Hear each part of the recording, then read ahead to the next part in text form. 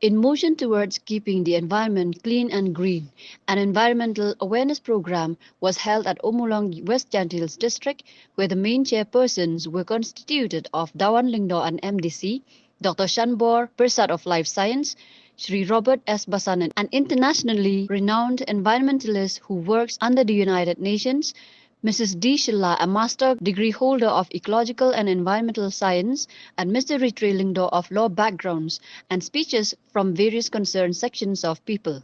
The whole concept of the program is to raise awareness on the importance of keeping Shillong clean and green, and to convey a message of responsibility among the residents to maintain cleanliness and serenity of the surroundings, as it would only be a pride for the inhabitants of the region, and most importantly, to be a region where adequate immaculateness is a priority.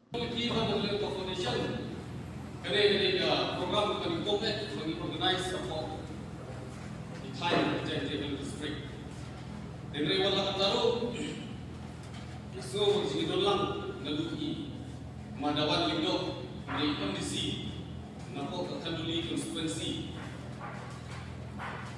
members naga sino isan belong kami di parasama but yoksan ko pamilya state mission to promote kalau misalnya initiative one buat kejumun point let's say program untuk